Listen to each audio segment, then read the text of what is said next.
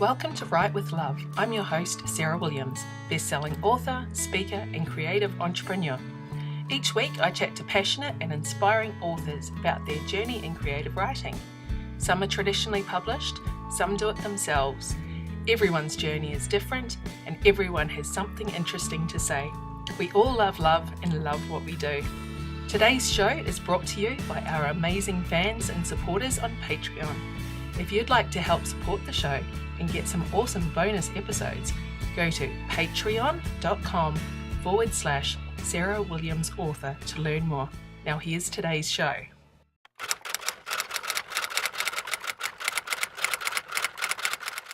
G'day and welcome to Write with Love. Today on the show I'm chatting to Kirsty McManus. Thanks for joining me today. Thanks for having me. Not a worry. So I'd love if you can tell us about yourself and your writing journey so far. Okay, I guess I started back around 2005. I was living in Japan, in Osaka, and I was teaching English, and my schedule was pretty cruisy. I only had to work 5 p.m. till 9 p.m. Monday to Friday, which left a lot of time to do other stuff, and I was actually reading a lot of romantic comedy books at the time, and I got really inspired by Sophie Kinsella. And I thought, I want to write one of these, and what better location to set one than Japan, because I was there. And so I wrote a full draft of about 80,000 words in 3 weeks. It was absolute rubbish, but I don't know, I knew I wanted to make something of it. And so I think it took another 5 or 6 years to turn it into something readable. And then I did a little bit of querying, and I got very close to getting an amazing agent. One of her colleagues said, well, rom-com's actually on its way out. Oh. This was back around 2009. So she said, that's probably a bit too much of a risk. So I thought, well, that's it, I'll do it myself. And I put it out on Amazon in 2011, and it actually did really well. It's called Zen Queen. And I did a little giveaway for a few days around Christmas time when I first put it out, and it had about 20,000 downloads without me even promoting it. I think back then it was actually quite easy to do freebies and get lots of people downloading ebooks because there was not really much other stuff around. But yeah, it was really good. It gave me a huge boost, and I got quite a few sales after that. And then I had kids and I had some other work to do, so it took a few more years until I got a bit more momentum.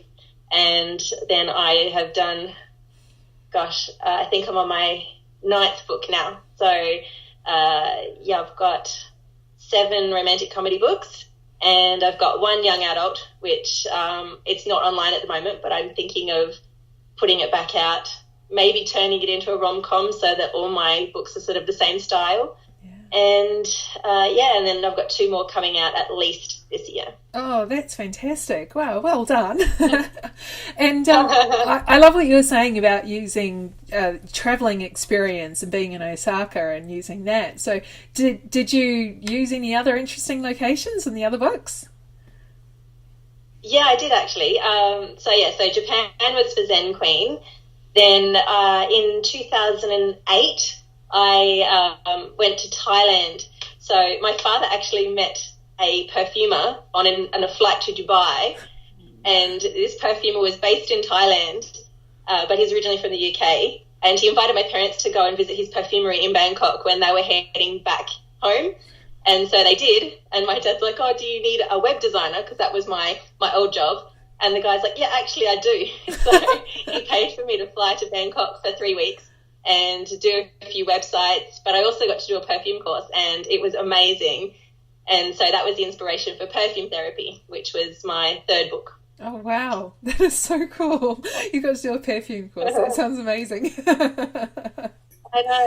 And then Saved by the Celebritante's actually set in San Francisco, which I had spent a little bit of time in, but it was I actually lived in Vancouver for about 6 months. And I did a massive road trip at the end, all down the west coast of the States and then back up again. And so I got to know a little bit of the States And then I was really obsessed with the idea of the Burning Man Festival, which is in the Nevada desert. Yeah. And so I had some friends that went, and I researched it a lot, and I was like, oh, I'd love to put that in a story. So the end of Saved by the Celebriton is set at not the Burning Man Festival, because I haven't actually been, but a very similar one.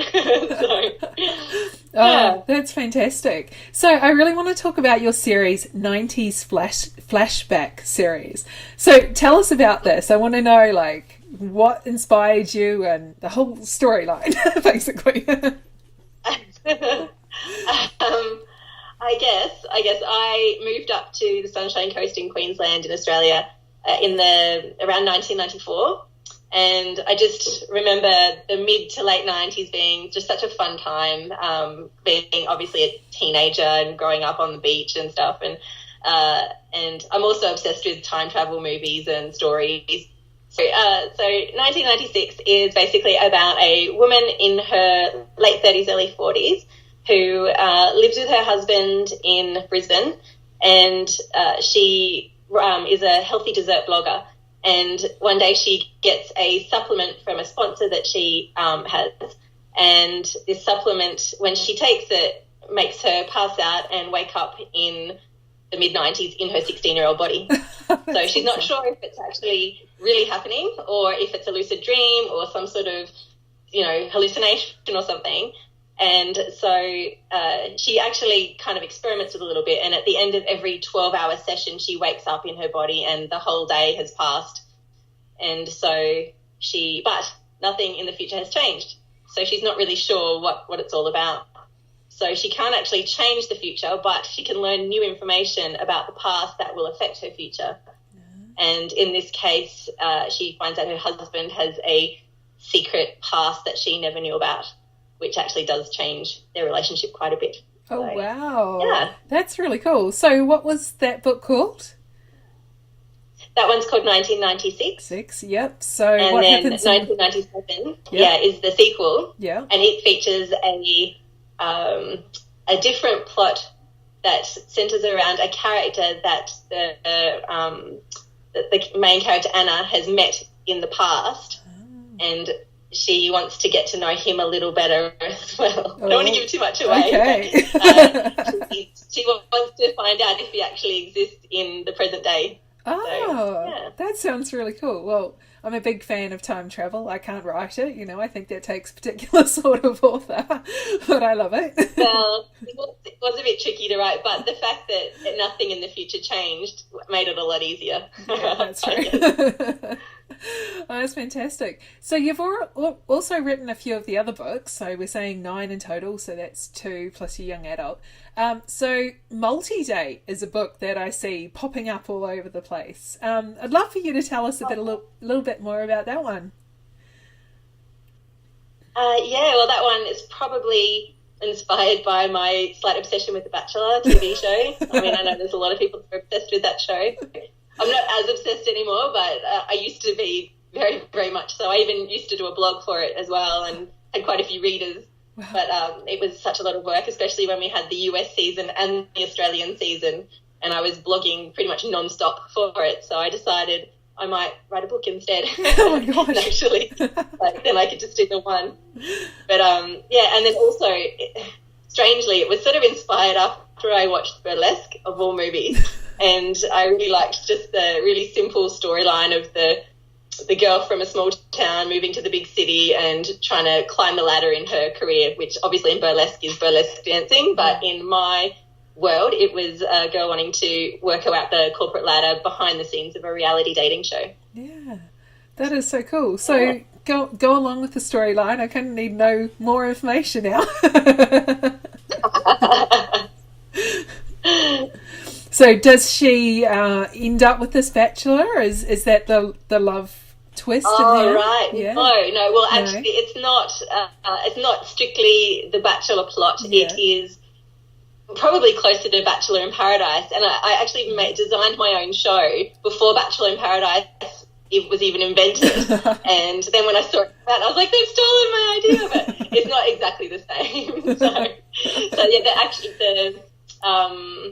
there's a guy who works at the studio who really likes the main character, and then also there's a bit of I guess, chemistry between her and her roommate when she moves to the city. So it's sort of a love triangle, I guess, but he's already got a partner, so roommate.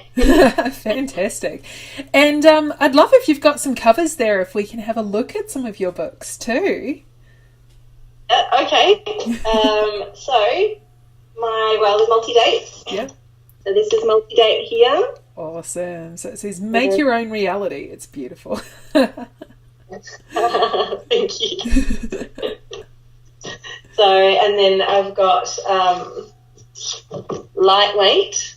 It's actually one of my favourite books. Yeah. It's set in a little independent gym, which is not strictly based on my own gym, but it has a little bit of inspiration from there. They have a bit of a rivalry with one of the big chains, so I thought that would be funny to explore. Oh, that is really cool. You don't hear too many stories about gyms. One of the love stories, so. Yeah. So they're all romantic comedies. We can expect fairly light-hearted chuckles. Yeah.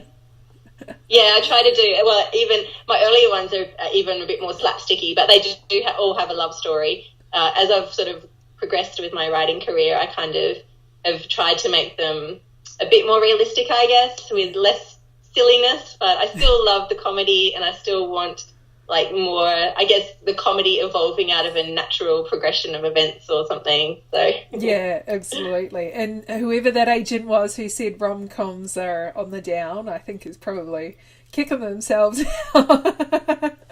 I hope so. I think we need more romantic comedies in the world, and isn't it Romantics out on Netflix now? And I think that's, everyone's loving that. I know. Yeah, it's quite funny. I like how it just makes fun of all the stereotypes in romantic comedy. It's spot on. Yeah. The other day, my husband I actually convinced my husband to watch it with me, and he just kept looking at me and laughing every time they did a stereotype. He's like, "Isn't that like in your book?" Kind of has to be if I'm doing romantic comedy. That's it. It's what works, though. It's great. Oh, fantastic. So what are you working on at the moment? I am just finishing up a group project, actually, with 8 other authors, and it's a series of standalone books, but all set on the same cruise in the Caribbean. So I'm probably going to be about right in the middle of the 8 authors, so I think I'm releasing 4th around July. And, yeah, it's definitely been interesting. So we've got characters that we have to have them meet across books and similar locations and that kind of thing. So it's been quite challenging but fun to coordinate all these little details. Yeah. And then also I've got a series that I've been working on for years that I really want to finish, but I keep getting distracted by other projects. And it's set in the Whitsundays with 3 main female characters. Oh. So, the details of that will be out soon, hopefully. I'd like to release one of them by the middle of the year. Yeah, fantastic. Well, that sounds really great. So how can we follow you online, or what's your website so we can keep up with all of the books that you're writing and everything that you do? So my website is kirstymcmanus.com.au, and that's got all my social media links and newsletter subscription if you want to sign up. I usually ask people if they want to read advanced reader copies, and I do little giveaways and that kind of thing. And yeah, fantastic. Well, thanks so much for joining me today, Kirsty. That was great. Thank you. Thanks for joining me today. I hope you enjoyed the show. Jump onto my website, sarahwilliamsauthor.com, and join my mailing list to receive a free preview of my books and lots of other inspiration. If you like the show and want it to continue, you can become a sponsor for just a couple of dollars a month. Go to patreon.com/SarahWilliamsAuthor. And remember to follow me on Facebook, Twitter, and Instagram.